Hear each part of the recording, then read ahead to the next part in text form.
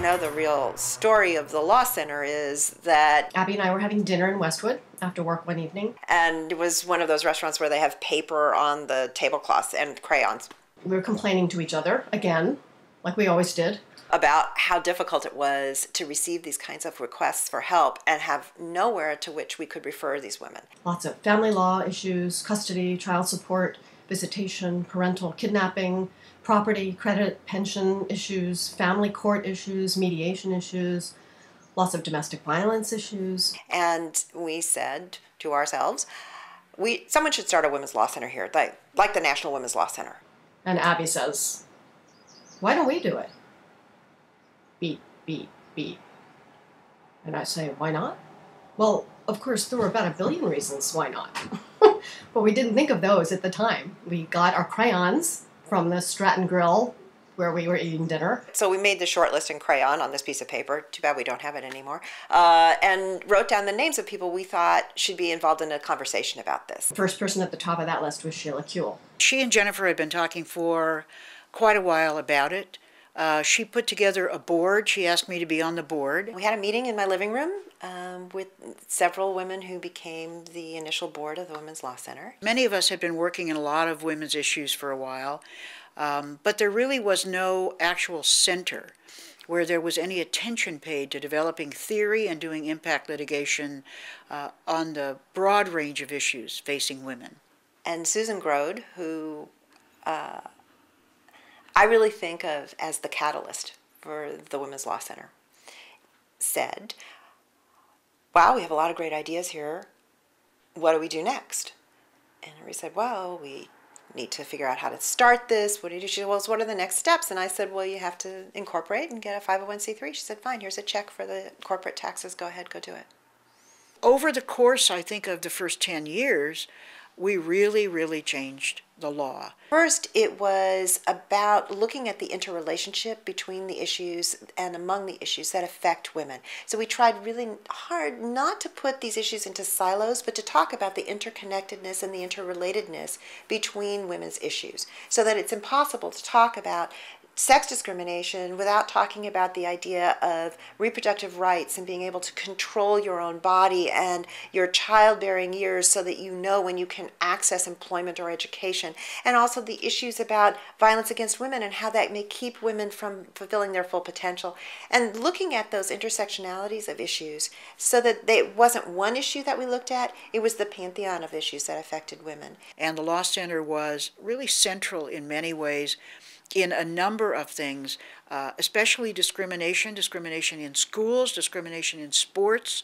the family daycare issue and other child care issues, domestic violence, sexual assault. There were so many arenas in which the center really pushed, and they were very helpful. Being legal advocates meant that we were in a unique position to be able to affect policy as well as law. When, after much of LA was ravaged by the civil unrest following the Rodney King verdict, and policymakers debated how to rebuild LA, the California Women's Law Center was there to give voice to the largest population of poor in Los Angeles, women and their children. The Law Center convened a coalition of women's organizations and women activists across race, ethnicity, class, and role in the Los Angeles communities to make sure that women's critical needs were identified in efforts to rebuild LA. One of the greatest tools of calling something the Law Center is that the threat of litigation looms large in the minds of any of your adversaries. And I think that was a really powerful tool for us in a lot of contexts, not simply in the context of litigation and court work. The issues affecting women have changed fairly significantly since we founded the Law Center, partly because some of the early work that we did is now kind of taken for granted. We have domestic violence law, we have domestic violence trainings, we have even domestic violence courts now in California in various of the counties. Child care is an issue that primarily now relates to funding, not to whether or not there should be some. I think people really do understand child care is an essential part of women working.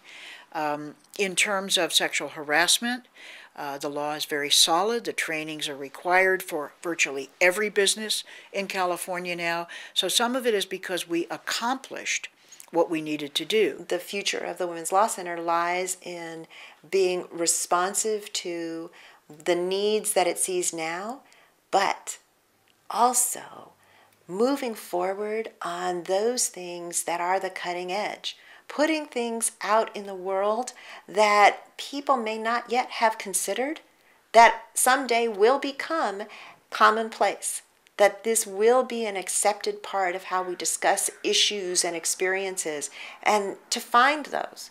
And to me, that is the true value of the Law Center and what I expect it to continue to do. More than ever, women's issues need to come to the forefront. They are not on the front burner, nationally or in the state. So the role of the Law Center is now more critical than ever. It's really easy for me to answer the question about what I'm most proud of about the Law Center. It's the fact that there is a California Women's Law Center, that there is in existence and that has endured an institution that sole focus is the protection and advancement of the rights of women and girls. I'm proud to be part of an organization that can take an individual woman's story, see how it relates to other women's lives, and do something meaningful to help many women facing the same problem. The notion that you could take Abby's idea and build it into a reality, physicalize it in an office, create support, create a name for it, create an entity, and have it go now for 21 years and be built into the kind of organization that it is, greatly expanded, greatly respected. The thing I'm most proud of course, is helping to start the Law Center.